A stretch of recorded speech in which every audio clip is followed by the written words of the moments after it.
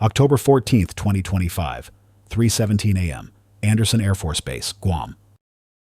The alarm sounds across the island. Not a drill, not an exercise. Real threat, incoming missiles, multiple contacts.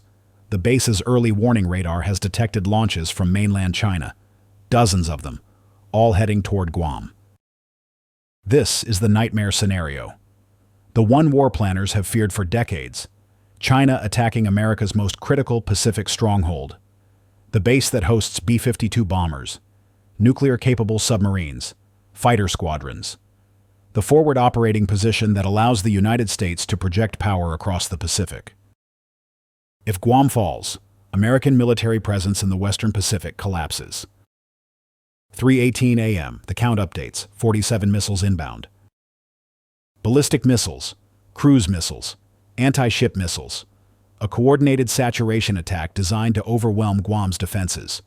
The largest missile assault on American territory since Pearl Harbor. Time to first impact, 11 minutes. Navy warfare reveals the most intense air defense engagement in history, and how American technology stopped China's best shot. The crisis started 3 days earlier. October 11, 2025, Taiwan Strait escalation. Chinese People's Liberation Army announced major military exercises around Taiwan, the largest ever. Over 100 warships, 300 aircraft, simulated blockade, amphibious assault rehearsals, practice for invasion. Taiwan's military went on full alert. The United States warned China, any attack on Taiwan will be met with American military response. We stand with our allies.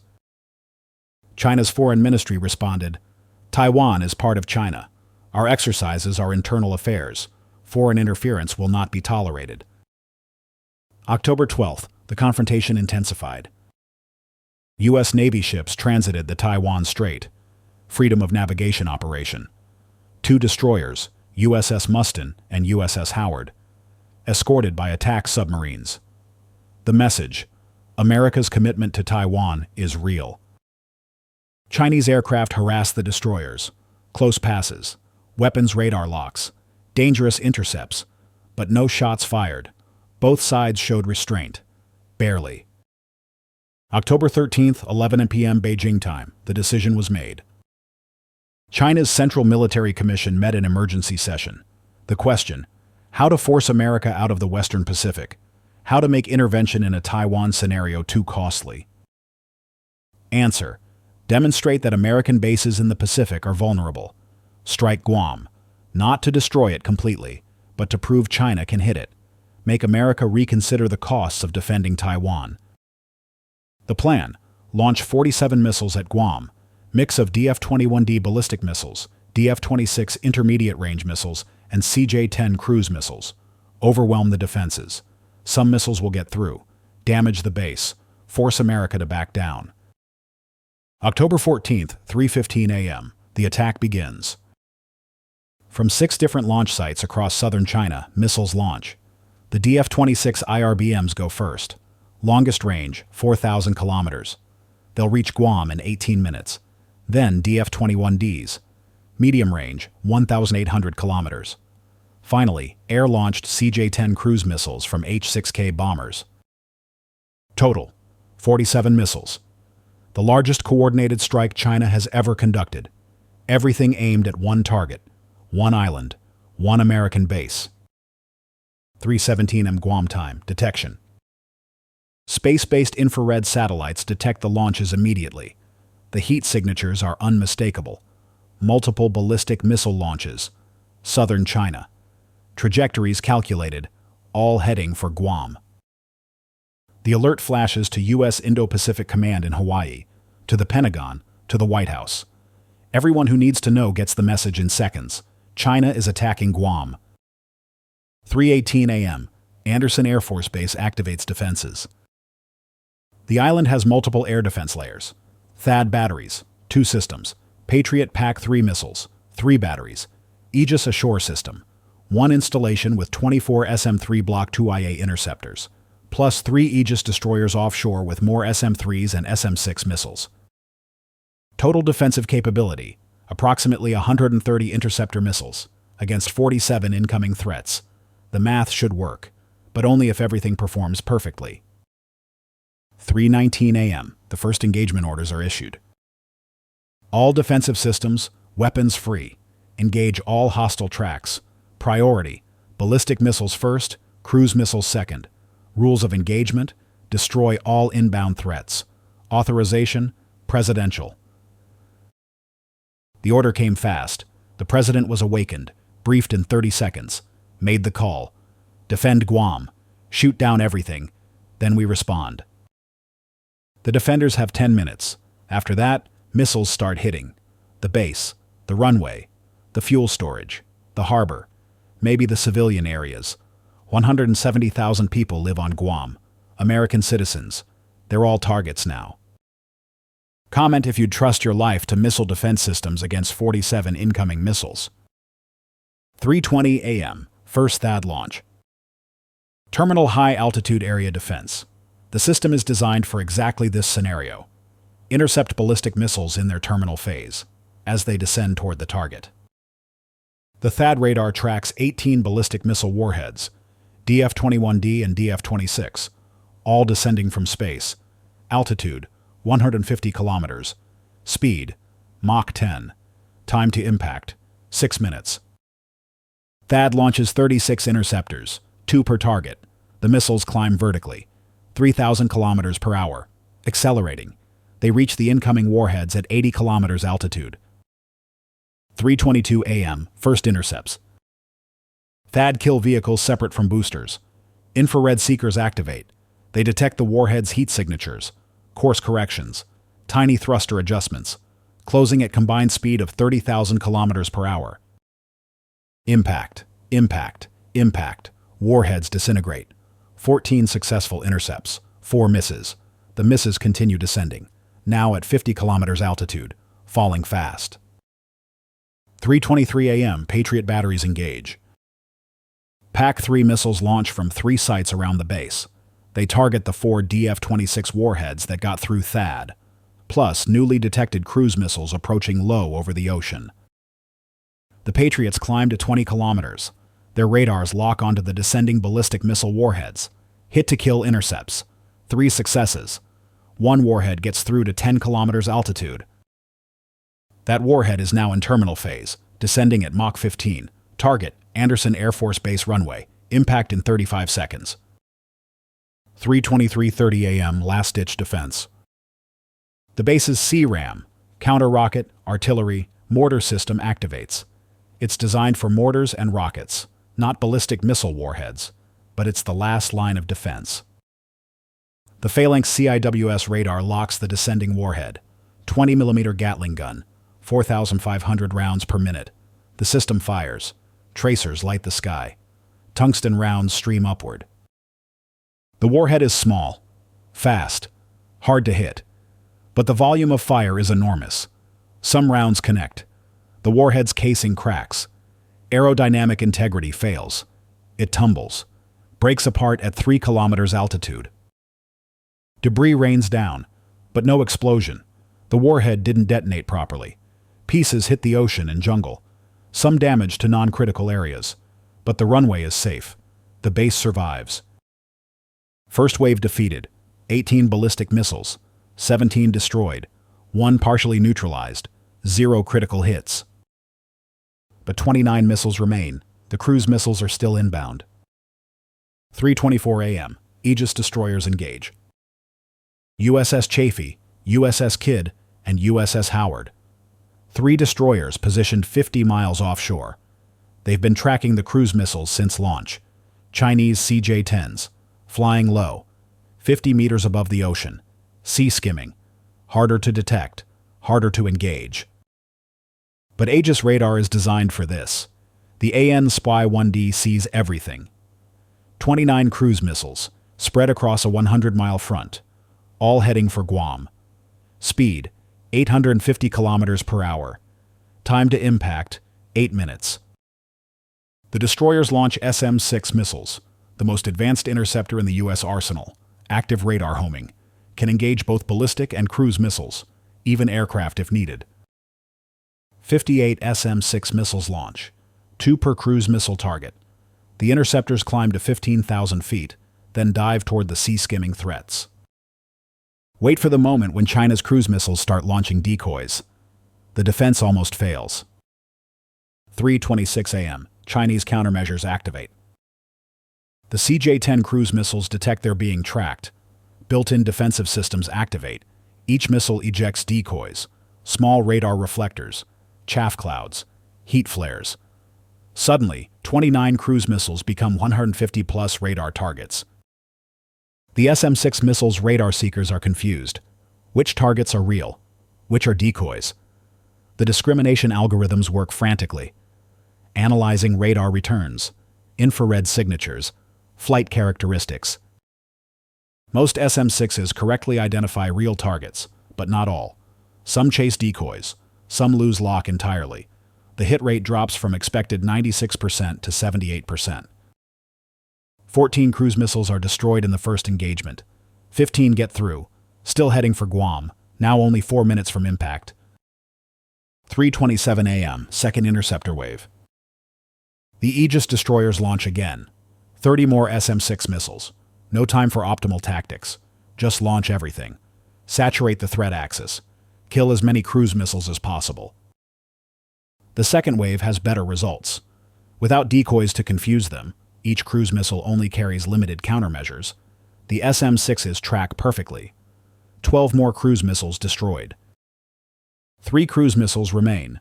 2 minutes from Guam. The offshore destroyers can't engage. The missiles are too close, inside the engagement envelope. 3:29 a.m. The island's final defenses activate. Guam has 3 Patriot batteries with advanced capability 3 missiles. They were focused on ballistic threats. Now they retarget for cruise missiles. 6 PAC-3s launch, 2 per remaining cruise missile. The Patriots intercept at 8 kilometers from the shoreline. 2 cruise missiles destroyed. 1 gets through. It's heading for the harbor, for the submarine pens, where nuclear attack submarines are docked. If that missile hits, it could damage or destroy a multi-billion-dollar submarine, possibly kill crew members. Unacceptable. 3:29:45 a.m. Final interception. Naval Base Guam's CRAM system engages. Rolling airframe missile, the last close-in defense. The 11-cell launcher tracks the cruise missile. Locks. Fires 2 RIM-116 missiles. The RIM-116s are fast. Mach 2. They close on the sea-skimming CJ-10 in seconds. First missile, near miss, 50 meters, not close enough. Second missile, direct hit. The cruise missile explodes 2 kilometers from the harbor. Debris splashes into the ocean. 3:30 a.m. All threats neutralized. 47 Chinese missiles launched. 47 missiles intercepted or destroyed. 0 successful impacts on Guam's critical infrastructure. The base is intact. The runway is operational. The harbor is undamaged. The largest missile attack on American territory in modern history has been defeated. In the command center, the base commander allows himself 5 seconds of relief. Then, status report, interceptor inventory, damage assessment, and get me Indo-Pacific Command. We need to respond. Now. Who won this engagement? A. U.S. Air Defense. B. China's saturation attack. C. Too close to call? Vote below. 3:35 a.m. Damage assessment. Minor damage from debris. 1 DF-26 warhead that broke up at altitude scattered fragments across the northern part of the island. Damaged a warehouse. Cracked some runway pavement. Injured 2 personnel. Non-critical. That's all. 1 cruise missile shot down 2 kilometers from the harbor caused minor blast damage to a dock. No ships hit. No submarines damaged. Total casualties, 2 injured, 0 killed. For an attack with 47 missiles, that's miraculous. The defenses worked almost perfectly. But interceptor inventory is depleted. THAAD, 36 missiles fired, 24 remain. Patriot, 15 fired, 48 remain. SM-3, 8 fired, 40 remain. SM-6, 88 fired, 20 remain. CRAM, 2 fired, 19 remain. Total, 149 interceptors fired to stop 47 missiles. Ratio, 3.17 interceptors per threat. That's sustainable for one attack. But if China launches again, the defenses are thin. 3:40 a.m. The President addresses the nation. My fellow Americans, 3 hours ago, China launched 47 missiles at Guam. This was an unprovoked attack on American territory, an act of war. Our defenses performed magnificently. Every missile was intercepted. Guam is safe. American personnel are safe. The President pauses. The next words are critical. China has crossed a line, attacking American soil, endangering American lives. This will not stand. The United States is responding with overwhelming military force. We are striking military targets in China responsible for this attack. This is not the beginning of World War III. This is a measured, proportional response to Chinese aggression. 3:45 a.m. U.S. counterstrike begins. Tomahawk cruise missiles launch from 4 submarines in the Pacific: USS Columbia, USS Georgia, USS Michigan, USS Ohio. All Ohio-class guided missile submarines, each carrying 154 Tomahawks. Total, 616 missiles. But only 87 launch, targeted precisely on the Chinese missile bases that conducted the attack. The 6 DF-26 launch sites, the airfields hosting H-6K bombers, command and control facilities, radar installations. The strikes are surgical, designed to destroy the capability that attacked Guam, not to escalate to full war, not to hit civilian targets, not to kill more people than necessary. But enough to send a message: attack American territory, and you lose the capability to do it again. 4:03 a.m. Guam time, 2:03 a.m. Beijing time, Tomahawks hit China. The missiles strike simultaneously. Command bunkers explode. Missile transporter vehicles are destroyed. Launch facilities crater. H-6K bombers on the ground are obliterated. Radar stations collapse. In 90 seconds, China's ability to repeat the Guam attack is eliminated. The rocket force units involved are crippled. The bomber squadrons are grounded. The infrastructure is ruined. Chinese casualties, estimated 240 military personnel. Regrettable, but far less than the thousands who could have died if the Guam attack succeeded. 4:15 a.m. China faces a decision. Escalate or de-escalate? Launch more missiles at American targets, or accept the counterstrike and stop? Beijing's leadership convenes emergency session. The debate is furious. Hardliners want escalation. We must respond. Show strength. Strike harder. Pragmatists counsel restraint. We attacked first. They defended successfully. They counterstruck proportionally. If we escalate, we risk full war. Nuclear war. We're not ready. The argument goes for 45 minutes. Finally, China's president makes the call. We de-escalate, blame a rogue military commander for unauthorized attack, claim we're investigating, save face, avoid war. 5 a.m. Beijing time, China's statement. The People's Republic of China is investigating an unauthorized military action that occurred early this morning. Preliminary evidence suggests a regional commander exceeded his authority and conducted missile tests without proper authorization. China regrets this incident. We are taking steps to ensure it does not happen again. It's face-saving propaganda. Nobody believes it, but it gives China an off-ramp. Blame a scapegoat. Avoid admitting defeat. Stop the escalation before it spirals to full war. 5:30 a.m. Guam time. The crisis stabilizes. No further Chinese attacks. American forces remain on high alert. But the shooting has stopped. Both sides took their shots. Both sides showed restraint at the critical moment. War was averted. Barely. Justified U.S. counterstrike or dangerous escalation? Comment J for justified, D for dangerous escalation. October 15th, Strategic Analysis. Navy warfare has the breakdown. The Guam attack and defense revealed critical truths. 1. Multi-layer missile defense works. THAAD for high-altitude ballistic threats. Patriot for medium-altitude. Aegis SM-6 for cruise missiles. CRAM for close-in. The layers compensated for each other's failures. 2. Saturation attacks are partially effective. 47 missiles overwhelmed individual systems. But the integrated defense destroyed all threats. However, if China had launched 100-plus missiles, some would have gotten through. 3.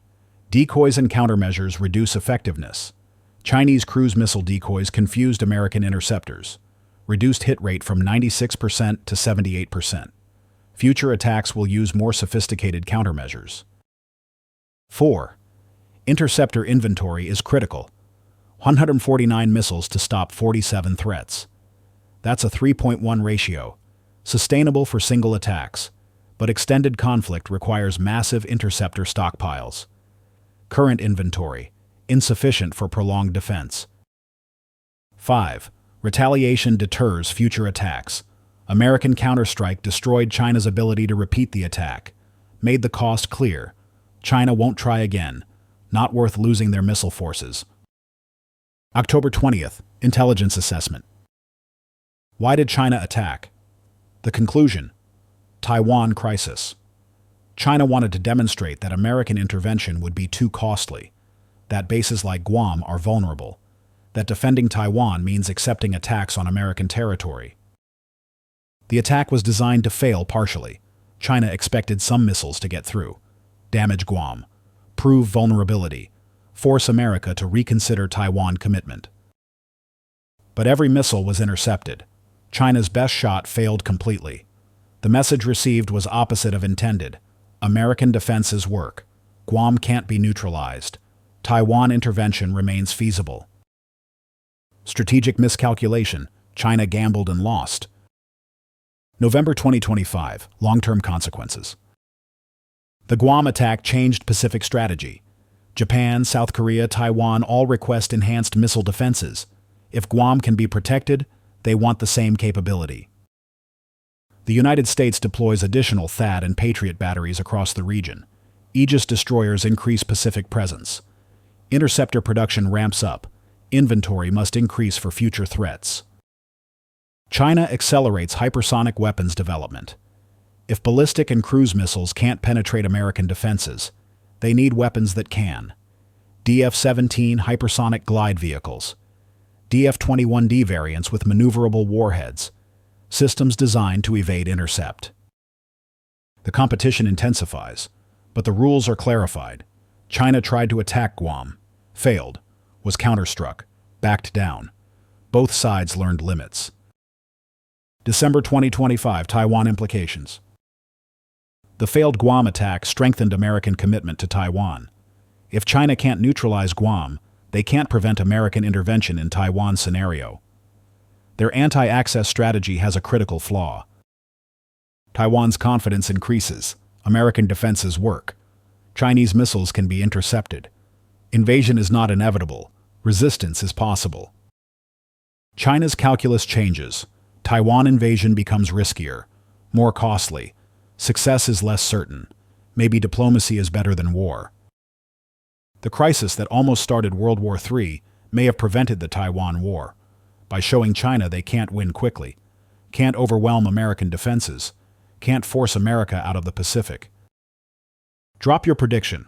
Will China try again with more missiles, or is the lesson learned? Navy warfare wants your forecast. January 2026. Final assessment. The Guam attack was China's Pearl Harbor moment, except it failed. Instead of crippling American military power in the Pacific, it demonstrated American defensive superiority. Instead of forcing retreat, it strengthened resolve. 47 missiles launched, 47 missiles destroyed, 11 minutes of the most intense air defense engagement in history. Every system worked, every layer performed, every defender did their job. The result: Guam stands intact. American power in the Pacific is maintained. Chinese military options are constrained. The strategic balance holds. This is what Navy warfare covers. The attacks that fail because defenses work. The technologies that prevent wars by being too effective to overcome. The systems that protect American territory and American lives. October 14th, 2025, 3:17 a.m., China launched 47 missiles at Guam. 3:30 a.m., all threats neutralized. 13 minutes that proved missile defense isn't theory, it's reality. THAAD intercepted 14 ballistic missiles. Patriots got 15 more. Aegis SM-6s destroyed 26 cruise missiles. CRAM caught the last one 2 kilometers from the harbor. Perfect teamwork, perfect execution, perfect result. Subscribe to Navy Warfare, because the most important victories are the ones where the attack fails completely, where defenses prove overwhelming, where deterrence is backed by capability. Guam is defended. China learned the lesson. American forces remain supreme in the Pacific, all because multi-layer air defense worked exactly as designed. Real attack, real defense, real victory. Navy Warfare.